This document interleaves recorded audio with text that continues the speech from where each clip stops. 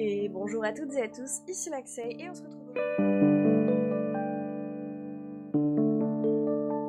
retrouve aujourd'hui pour une nouvelle vidéo pour mes lectures du mois de juillet. On a donc une petite pile juste là. Pas de grosse lecture ce mois-ci, j'étais un peu occupée, donc j'en ai un peu moins lu, mais c'est pas grave, on va faire avec ce qu'on a, comme d'habitude, on fait avec ce qu'on a le temps de faire, et c'est très bien. On va commencer comme d'habitude par les mangas, on en a 4, et on a que des suites, donc ça va aller assez vite. On a donc, hop, le 15e tome, hop, plutôt de ce côté-là, 15e tome de Nina du Royaume aux Étoiles, et comme d'habitude la couverture, toujours aussi mignonne. C'est vraiment un de mes mangas doudou. Il y a quand même une histoire, mais ça reste quand même quelque chose d'assez chill. Enfin, pas une histoire. Il y a forcément une histoire, mais une histoire assez avec des problématiques assez importantes à aborder. Mais ça reste pour moi une lecture doudou où quand même il y a quand même beaucoup de scènes de romance très mignonnes. J'adore. Et ça va être compliqué d'en parler parce que ça fait un moment que j'en parle déjà. Mais c'est très mimi, très joli. L'animé est incroyable. L'histoire est incroyable. Si vraiment vous savez pas quoi lire, je vous conseille Nina du Royaume aux Étoiles. C'est une pépite pour moi. C'est vraiment un de mes petits doudous. Ensuite, j'ai continué Shadows House, donc c'est le tome 17. Pareil, je pourrais pas trop en dire grand chose parce qu'on avance bien dans l'histoire et je pense qu'on commence enfin à en voir le bout. J'ai aucune idée de combien de tomes il reste, faudrait que je regarde. Si je trouve l'info, je vous la mettrai en bas. Mais voilà, pareil, c'est une petite lecture doudou avec quand même une belle histoire derrière. Et j'ai très hâte d'en voir le bout, mine de rien. Je sais plus depuis combien de temps j'ai commencé cette série, je l'adore, hein. Mais au bout d'un moment, je veux le dénouement. En parlant de dénouement, le tome 14 de Sexy Cosplay Doll, c'est une romance, on se doute, entre Marine et Gojo. Et on a pour le coup une vraie évolution, ils se déclarent leur amour, il y a un bisou. Ce qu'on attend depuis 14 tomes, depuis qu'on les a vus, depuis qu'on sait que c'est les protas de cette romance, on le veut, et on l'a. Et on l'a, mais c'est génial. Je crois que le prochain tome, c'est le dernier, le tome 15 doit être le dernier, si je dis pas de bêtises. J'adore cette série, ça aborde le thème du cosplay. J'y suis un petit peu dans le cosplay, pas beaucoup, j'ai dû faire un vrai cosplay, donc mon cosplay d'Evelyn que j'ai sorti l'année dernière à l'Art to Play. Je bosse actuellement sur mon deuxième cosplay pour l'Art to Play de cette année. Et à côté, j'avais fait, quand j'étais plus jeune, beaucoup de cosplay placard, genre de Frisk, d'Undertale, que j'avais fait avec des vêtements que j'avais chez moi. Mais voilà, plus ça va, plus j'ai envie d'en faire, et c'est hyper intéressant, c'est hyper bien expliqué comment faire des patrons, la couture, le make-up, on est dans un univers et il est exploité mais au maximum, et ça qu'est-ce que c'est bien. Et en parlant d'univers exploité, on a Oshinoko avec l'univers de la K-pop, du cinéma aussi, de la célébrité de manière générale en fait. On arrive du coup il y a une certaine scène qui a fait beaucoup polémique et qui est dans ce tome-là. Et je comprends qu'elle ait fait polémique, et en même temps, c'est la DA de l'œuvre, on s'y attend, et même on attend que ça explose, que cette scène arrive en fait. Enfin personnellement, moi quand j'ai commencé l'œuvre, on est sur une réincarnation de deux personnes qui, dans leur vie précédente, elle aimait l'autre, et lui il avait quand même un certain attachement pour elle. Je dirais pas que c'était amoureux parce que sinon c'est de la pédophilie. Et je crois pas que même lui il le dit qu'il est amoureux, juste il avait un très fort attachement pour elle. On le sait que quand ils vont prendre conscience de qui ils sont dans leur nouvelle vie, il va y avoir ce truc, surtout du côté de Sarina. On le sait, on l'attend, on le veut, et en fait les gens l'ont eu et les gens étaient pas contents. Bref, incroyable, comme d'habitude, et pareil, je crois que le prochain tome c'est le dernier, si je dis pas de bêtises. Je sais pas trop comment ça va se finir, parce qu'on est quand même sur, depuis le début, une histoire de vengeance, et au final, on n'y est plus trop dans cette sorte de vengeance. Les personnages veulent vivre leur vie. Ils ont eu ce qu'ils voulaient en faisant ce film, en dévoilant toute la vérité sur la mort de leur mère, mais la vengeance, elle a plus lieu d'être. Alors, comment ça va finir? Voilà, c'était tout pour les mangas, donc 4 petits mangas, mais franchement que des pépites. Et on va pouvoir passer au roman, et il y en a 3. Je vais commencer par celui-ci, c'est celui qui m'a le moins moins plu. J'ai lu Blackwater, avec sa couverture qui est vraiment toute brillante, toute belle, que j'ai emprunté à ma maman il y a très très longtemps, que j'avais toujours pas lu. Ça y est, je l'ai lu. Je lirai sûrement la suite, puisque de toute façon elle les a tous, donc je lui emprunterai à ma mère. Blackwater, comment décrire? C'est très automnal comme lecture pour le coup, on est dans une petite ville qui est dans des marais, donc il pleut, il fait gris, ça commence sur des inondations, c'est très automnal. Je l'ai lu trop tôt, mais vu que j'achète plus de livres pour vider ma pile à lire, et ben il faut que je vide la pile à lire, donc je lis des trucs qui sont pas trop de saison. Comment je pourrais le décrire? Donc ça se passe dans un petit village à Perdito, dans les villes du sud de l'Alabama. On suit plusieurs familles, et dans ce tome-là, on suit particulièrement la famille Casquet, qui, pendant les inondations, découvre Elinor Damert, qui est là pour devenir professeur d'école, mais très mystérieuse, elle a pas de papier, elle a rien, tout aurait disparu durant l'inondation. Tout le monde trouve ça bizarre, mais elle est tellement sympathique, tellement jolie, tout le monde l'adore, que personne ne dit rien, sauf Marie-Love Casquet, la matriarche du coup de la famille Casquet. Elle la voit pas d'un très très bon oeil, hein.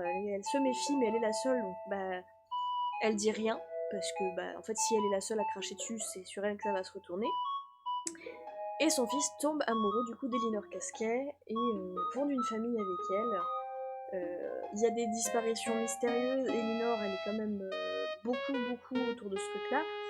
Elle veut absolument pas que les rivières, il y ait des barrages et tout, et mystérieusement la fille qui votait en faveur de ces barrages meurt mystérieusement. Il y a beaucoup de petites histoires comme ça, de trucs un peu bizarres autour d'Elinor, et je pense que c'est un monstre d'eau, du coup, de marais. Il y a vraiment une scène qui est assez abstraite, mais où on comprend que c'est Elinor qui se transforme en monstre et qui mange un enfant. Enfin, moi en tout cas je l'ai comprise comme ça. Mais on n'en sait pas plus puisque personne ne l'a vu, personne n'a été pris sur le fait. Et vraiment à la fin elle fait un move un peu bizarre Enfin un peu bizarre. Marie-Love ne veut pas que son fils parte vivre avec elle, du coup elle fait un enfant avec Oscar, avec son mari. Et quand elle dit que avec Oscar on va emménager dans la maison avec le bébé, sa mère ne veut pas, elle lui dit ok prends Oscar mais tu me laisses le bébé. Et du coup Oscar comprend que c'était le plan d'Elinor depuis le début de laisser l'enfant à sa mère pour qu'elle récupère son mari. Elle veut garder son fils, elle lui donne autre chose en échange. Et voilà. C'était sympa, ça s'est très bien lu par contre vraiment les styles d'écriture est un peu comment dire très soutenu, on va dire ça comme ça, c'est assez soutenu comme écriture, mais ça se lit très bien. Franchement ça se lit hyper vite, donc je lirai le tome 2 à l'occasion, faut que je pense à rendre le tome 1 à ma mère et que je lui prenne le tome 2 en échange, mais c'était très cool. Enfin c'était très cool, c'était sympa. Ensuite, dans un tout autre registre, j'ai lu Cemetery Boys de Hayden Thomas. C'est son troisième roman. C'est le troisième roman qu'il a écrit, mais c'est le premier qu'il a publié. Je les ai lus dans l'ordre inverse, c'est-à-dire que le premier qu'il a posté, c'est celui-là, c'est le dernier que j'ai lu. En deuxième, il y avait du coup non, pas les Eldenbrod.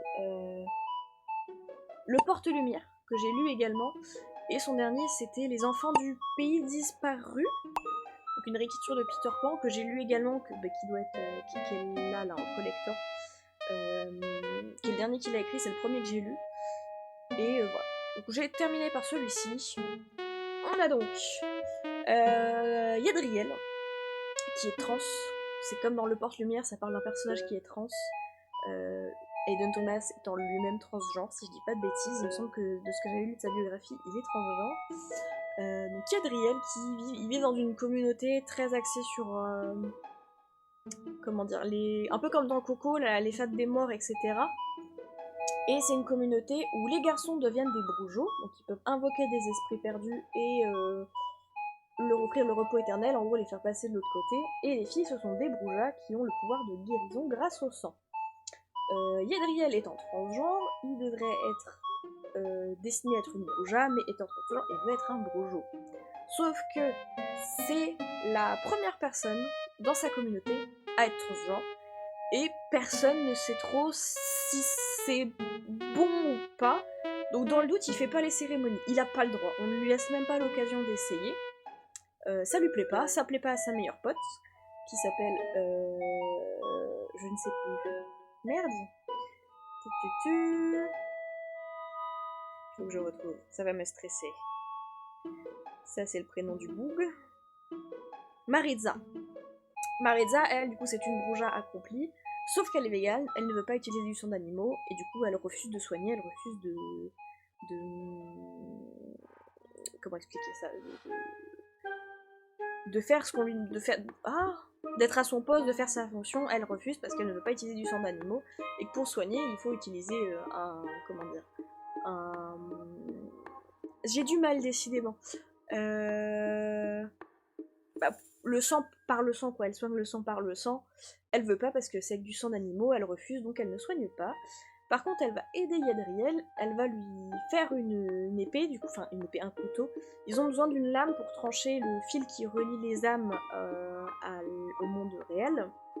Donc elle, qui a un père forgeron, elle apprend avec lui, elle lui fait une arme et elle lui bénit, et ensemble ils vont faire le rituel, tous les deux, sous Notre-Dame. Je sais plus, elle a un nom spécifique, mais sous Notre-Dame, donc leur prophétesse en quelque sorte. Et la cérémonie va marcher, il va invoquer un esprit, pensant que c'est celui de son oncle qui a disparu et que tout le monde... Ils ont une espèce de lien communautaire qui fait que quand quelqu'un de leur famille, de leur communauté meurt, ils le ressentent. Et là, c'est ressenti mais de manière très violente, donc ils se doutent qu'il y a un truc qui va pas avec la mort du monsieur.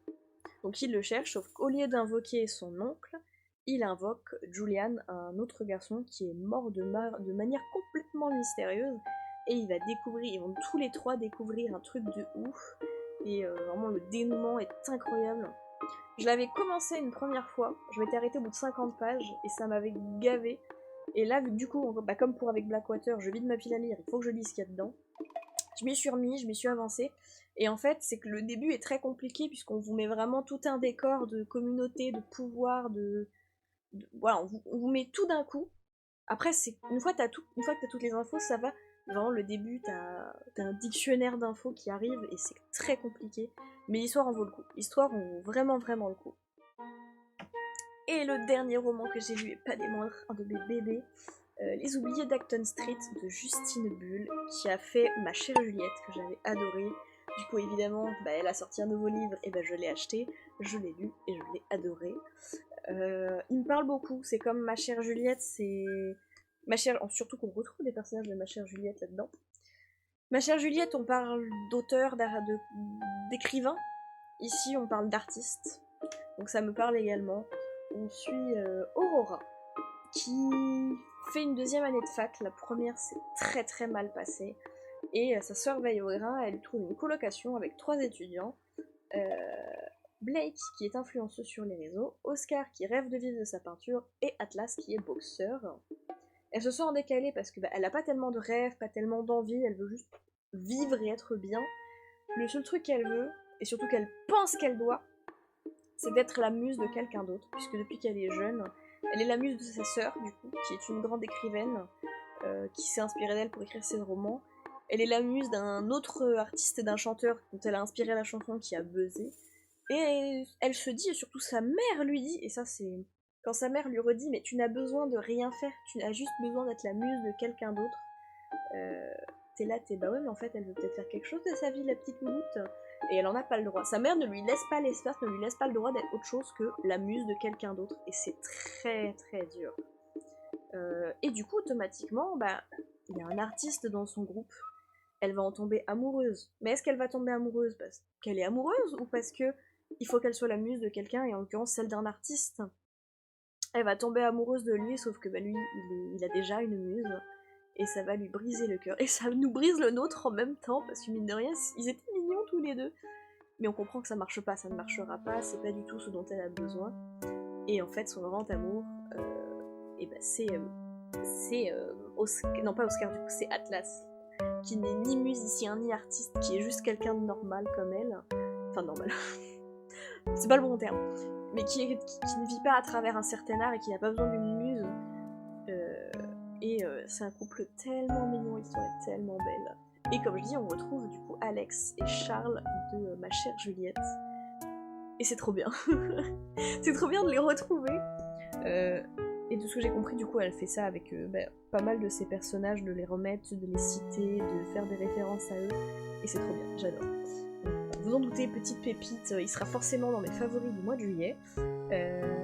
J'ai adoré, et j'ai très hâte de lire le prochain qui sortira. Je ne sais pas ce que c'est, je sais qu'elle en écrit un sur Wattpad, mais je préfère les lire en physique, ça fait bien longtemps que je l'ai plus sur Wattpad. J'ai très hâte, voilà.